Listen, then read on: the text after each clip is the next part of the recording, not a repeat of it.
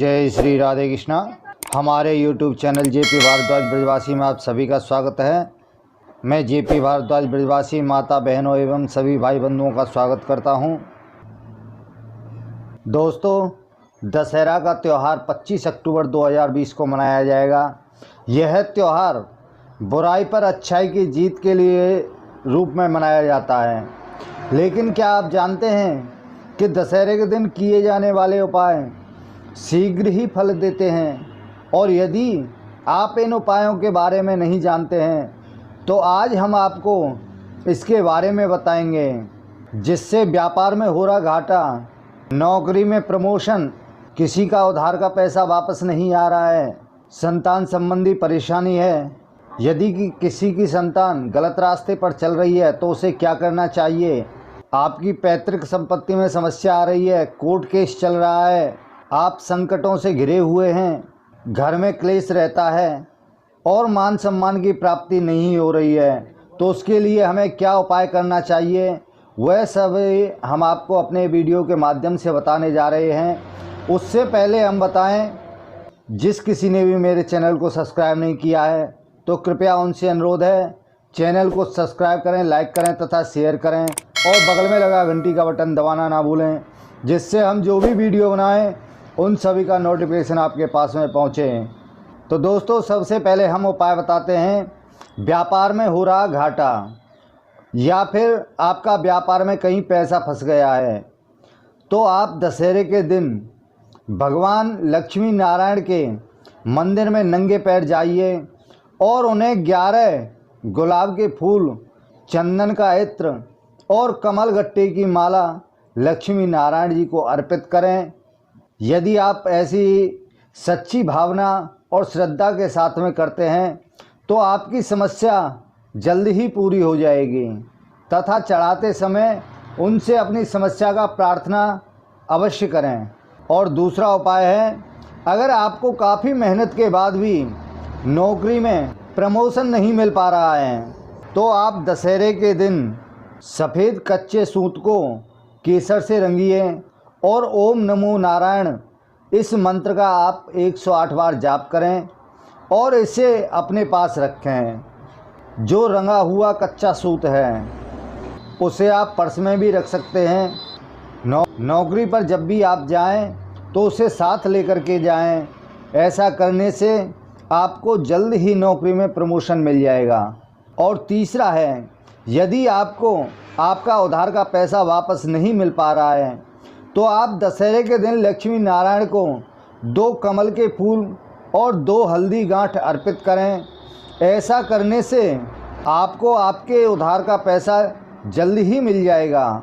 और चौथा उपाय है, संतान संबंधी किसी भी परेशानी के लिए दशहरे के दिन 5 दूर्वा और 5 लाल गुलाब के फूल, गणेश जी का कोई भी मंत्र आप कम से कम 108 बार जाप करें।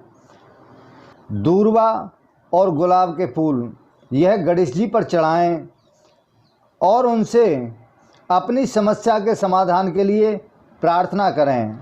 यदि आप ऐसा करते हैं तो आपको संतान संबंधी समस्या जल्द ही पूरी हो जाएगी। यदि आपको कई सालों के बाद भी संतान प्राप्त नहीं हो रही है तो आप दशहरे के दिन पीले वस्त्र के आसन पर बैठकर विष्णु सहस्त्र नाम का पाठ करें और बच्चों को पीली मिठाई बांटें।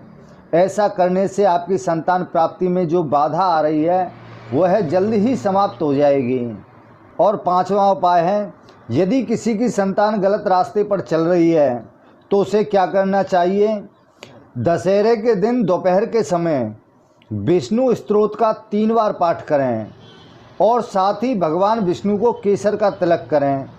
इसके बाद इस तिलक को अपने बच्चे के माथे पर लगा दें। प्रतिदिन उस तिलक को लगाते रहें। यदि आप ऐसा करते हैं तो आपका बच्चा सभी बुरी आदतें छोड़ देगा।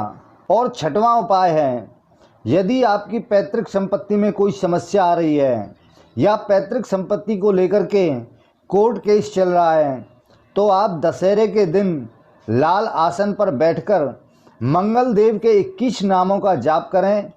ऐसा यदि आप करते हैं तो आपकी यह समस्या जल्दी ही पूरी हो जाएगी।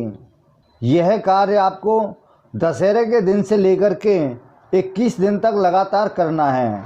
और आगे उपाय है, अगर आप अत्यधिक संकटों से घिरे हुए हैं तो आप दशहरे के दिन पूरब की दिशा की तरफ मुख करके पीले आसन पर बैठ करके श्री राम रक्षा स्तोत्र का 3 बार पाठ करें। यदि आप ऐसा करते हैं तो आपकी सभी समस्याएं जल्द ही दूर हो जाएंगी। यह पाठ आपको दशहरे के दिन से लेकर के लगातार 21 दिन तक करना है।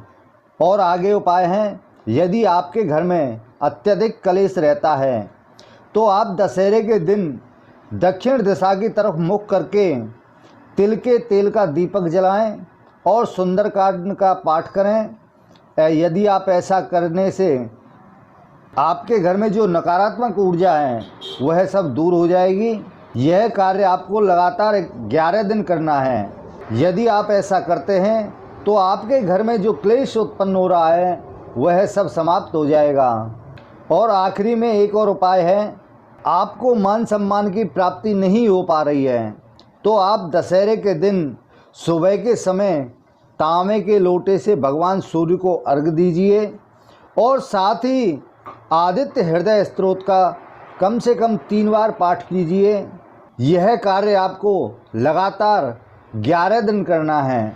यदि आप ऐसा करते हैं तो आपको मान सम्मान की प्राप्ति अवश्य होने लगेगी। तो दोस्तों, आज हमने दशहरे के दिन करने के कुछ अचूक उपाय बताए हैं जिनके करने से आपको अवश्य ही लाभ प्राप्त होगा। तो दोस्तों, इसी के साथ ही जय श्री राधे कृष्णा।